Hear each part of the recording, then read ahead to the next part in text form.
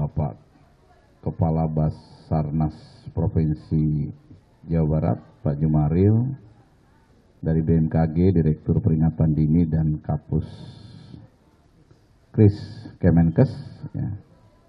Rekan-rekan media sekalian, tadi disampaikan oleh moderator, ini sudah hari ke-7. Saya akan menyampaikan kegiatan hari ini hasilnya terkait dengan pencarian dan pertolongan korban. Hari ini ditemukan 3 jenazah. Nanti terkait ditemukannya di mana segala sesuatunya, nanti di sini ada Pak Jumaril, nanti silakan rekan-rekan wartawan bertanya. Sehingga di catatan kita semua ya, berarti dengan ditemukannya 3 ini, sampai hari ini yang meninggal dunia menjadi 321 orang. Begitu ya, karena kemudian yang masih hilang, kemarin disampaikan 14, karena sudah ditemukan 3, berarti masih ada 11 korban yang masih dinyatakan hilang. Kemudian luka berat yang saat ini masih dirawat di seluruh rumah sakit, baik di Kabupaten Cianjur maupun yang sudah dirujuk ke rumah sakit lain, terdata 108 orang. Ini di luar dari yang kemudian ada penyakit-penyakit setelah mengungsi gitu ya. Tadi mungkin para rekan-rekan wartawan ada datanya, ini sudah juga dievakuasi ke fasilitas-fasilitas kesehatan terdekat. Kemudian per hari ini Satgas Gabungan juga sudah berhasil mengidentifikasi titik-titik pengungsian. Jadi semuanya seluruh Kabupaten Cianjur ini ada 325 titik pengungsian. Banyak sekali ya. Dan 183 itu yang terpusat. Terpusat di sini adalah kekuatan yang mengungsi di atas 25 orang. Kemudian ada 142 titik pengungsian mandiri. Artinya masyarakat yang mendirikan tempat-tempat pengungsian di sekitar rumahnya masing-masing dengan kekuatan di bawah 25 orang. Kemudian yang berhasil didata, jumlah pengungsi per hari ini adalah 73.874 jiwa atau 74 orang. Saya ulangi, 73.874 orang. Rinciannya, pengungsi laki-laki 33.713 orang, pengungsi perempuan 40.161 orang, penyandang disabilitas ada 92 orang, ibu hamil ada 1.207 orang, dan lansia ada 4.240 orang. Kemudian untuk rumah dan infrastruktur yang rusak, ini tentu saja angkanya akan berkembang ya. Kemarin atau tadi pagi, saya ulangi, Bapak Bupati sudah melepas tim pendataan gabungan, baik dari unsur pemerintah daerah, unsur TNI Polri, dan dari perguruan tinggi untuk mendata rumah baik yang rusak berat, rusak sedang, rusak ringan, dan seluruh infrastruktur. Sehingga rekan-rekan media, ini datanya akan berkembang. Jadi kalau setiap hari berubah, ya karena tentu saja temuannya pun berubah.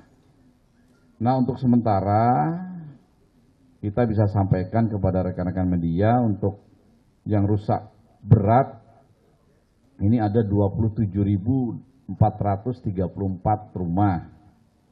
Yang rusak sedang ada 13.070 rumah, yang rusak ringan ada 22.124 rumah. sehingga totalnya 62.628 rumah.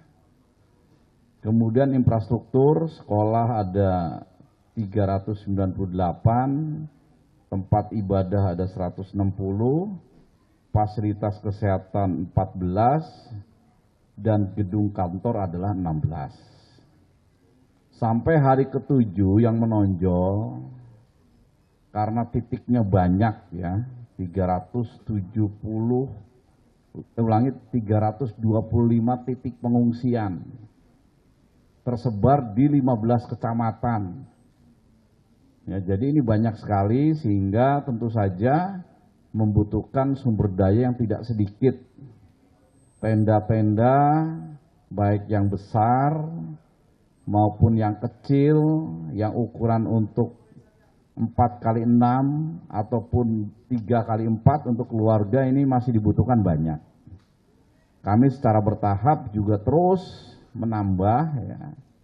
Tapi tentu saja karena tersebar ini menjadi permasalahan yang semakin hari harus selalu dipecahkan terkait dengan tenda. Kemudian distribusi logistik relatif sudah lebih baik daripada hari-hari kemarin.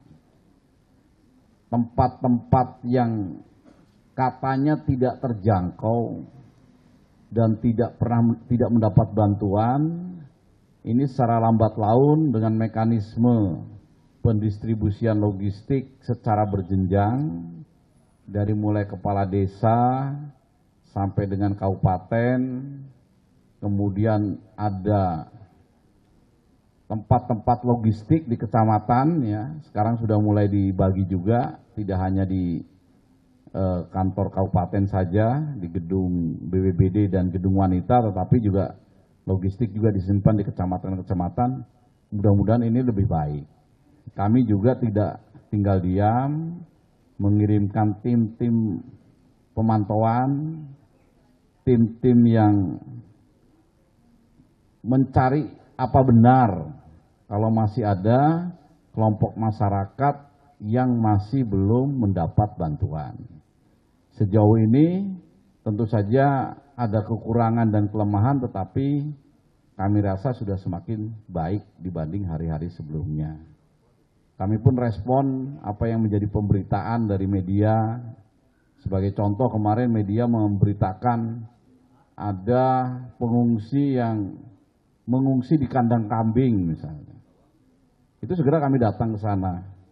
Ternyata memang tempatnya itu dengan rumahnya memang lebih nyaman begitu. Tapi kan kita orang timur, masa manusia mengungsi di tempat kambing. Akhirnya kita bangun tenda di situ, di sebelahnya yang lebih bagus, lebih representatif. Semula masyarakat nggak mau pindah ke tenda itu, tetapi setelah dibujuk, akhirnya mereka mau dengan catatan masak tetap di sekitaran kandang kambing itu. Ya itu adalah win-win solusi begitu. Kemudian tempat-tempat yang terpencil yang diberitakan bahwa belum dapat bantuan ini kami rapat koordinasi ya. Basarnas mengirimkan lewat heli, kemudian juga menggunakan sepeda motor ya di tempat-tempat terpencil itu. Babinsa mengantar menggunakan pasukan TNI, bahkan pasukan TNI menggunakan ransel ya. Di dalam ranselnya diisi logistik, didistribusikan ke titik-titik itu. Mudah-mudahan ini juga bisa membantu lah tempat-tempat yang terpencil. Tentu saja pekerjaan masih banyak ini, khususnya terkait tenda, terkait kebutuhan logistik. Tetapi ingat rekan-rekan wartawan, ini pelaksanaan pengungsian ini tidak seminggu 2 minggu ini. Cukup lama waktunya. Ya, karena kerusakannya juga cukup banyak. Tadi saya sampaikan kepada rekan-rekan wartawan, itu yang rumah rusak berat saja sampai 27.000. Nah yang rumah rusak ringan dan sedang, ini kalau nanti dari BMKG sudah bisa meyakinkan kepada pengungsi ini, pengungsi masih pada takut nih, walaupun dari BMKG juga sudah udah tidak ada lagi yang gempa besar gitu.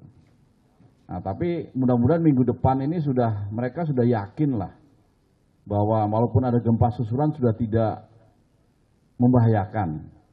Sehingga yang rumah rusak sedang dan ringan ini bisa berangsur-angsur kembali ke rumahnya sambil memperbaiki kerusakan-kerusakan kecil itu. Nah, yang rusak berat 27.000 rumah ini secara paralel dilaksanakan pendataan supaya segera bisa dibangun. Yang relokasi sudah dapat tanah sekitar 2 hektar. Ini pun oleh Kementerian PUPR akan segera dimatangkan lahannya, mudah-mudahan dalam minggu-minggu depan juga sudah mulai dibangun. Kemudian untuk yang tidak harus relokasi, yang rusak berat ini ya, setelah kondisi aman, maksudnya aman ini sudah nggak ada gempa susulan yang menakutkan masyarakat, yang punya rumah itu bisa bergeser ke sekitar rumahnya. Ada beberapa daerah yang tadi kami datangi secara langsung, banyak juga tetangga-tetangganya yang rumahnya itu masih bagus gitu loh. Tapi takut ya. Nah, yang masih bagus ini kalau sudah tidak ada lagi gempa, itu bisa ditempati. Dan kalau misalnya punya ruangan kosong, itu bisa menampung tetangganya. Nampungnya tidak gratis. Ada bantuan dari pemerintah sebagai uang sewa begitu. Maksud kami adalah dengan dekat dengan rumahnya yang rusak berat, sudah mulai bisa membersihkan puing-puing, sudah bisa menyelamatkan harta benda, mungkin masih ada yang bisa diselamatkan itu dalam rumah-rumah yang rusak berat itu. Kalaupun hancur total, tanahnya diratakan. Walaupun kami juga dari BNPB juga akan bekerja sama dengan TNI, ini juga akan mengerahkan Batalion Sipur untuk ikut membantu membersihkan puing-puing tersebut. Tetapi alangkah lebih cepatnya kalau yang punya rumah juga bantu. Nah, untuk bermalamnya mereka akan bisa dibuatkan tenda-tenda keluarga di sekitar rumahnya.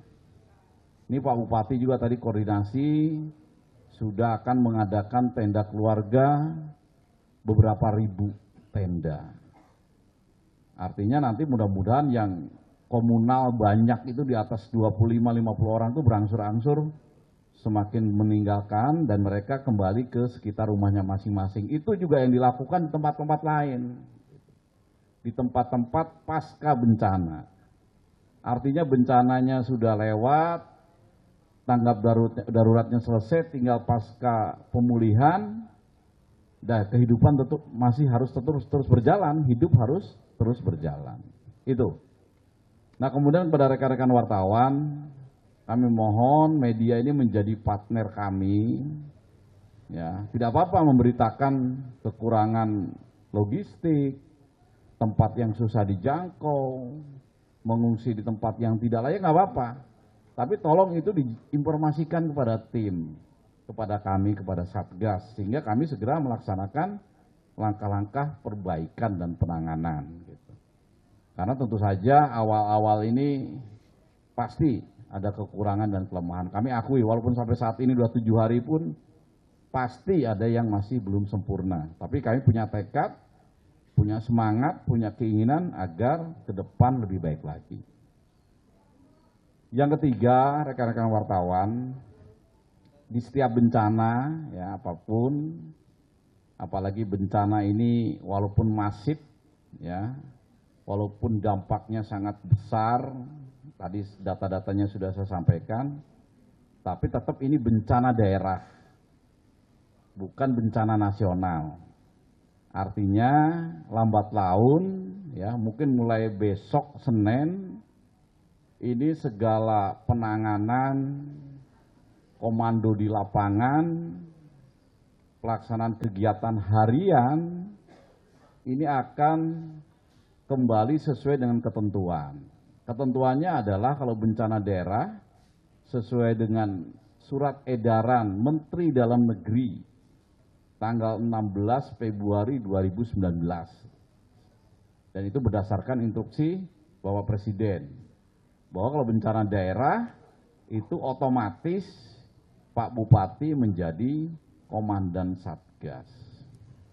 Dibantu wakilnya adalah Komandan Kodim dan Kapolres. Untuk sehari-hari, Pak Bupati bisa saja menunjuk Komandan Kodim sebagai pengendali di lapangan, dibantu dengan Kapolres. Nah, ini akan kita jalankan sehingga aparat-aparat di daerah Kabupaten Cianjur ini nanti langsung secara perlahan sudah mulai memegang komando. Nah, kalau sekarang memang kemarin pada saat pelaksanaannya diambil pusat ya, Kepala BNPB langsung turun tangan, Menteri Sosial turun tangan, Kepala BMKG turun tangan, Kabasarnas turun tangan, semua pejabat-pejabat tingkat nasional turun tangan. Itu karena tahap-tahap awal kita ingin membantu sepenuhnya pemerintah daerah dan masyarakat Cianjur ini dengan semaksimal mungkin. Tapi tentu saja ini tidak akan bisa seterusnya. Makanya tadi kami sudah rapat dengan Pak Bupati, mulai besok Pak Bupati akan memegang kendali penuh terkait dengan pelaksanaan tugas di lapangan, ya, baik terkait pencarian dan pertolongan, baik terkait dengan penanganan pengungsi, evakuasi, dan termasuk pada saat nanti pembangunan rumah-rumah yang rusak. Kami dari pusat tetap akan mendampingi, tetap akan memberikan bantuan secara optimal. Itu yang perlu saya sampaikan dalam kesempatan ini. Terima kasih. Nanti saya kembalikan kepada moderator dan nanti kalau ada bertanya rekan-rekan media silahkan. Sekian, terima kasih. Wassalamualaikum warahmatullahi wabarakatuh.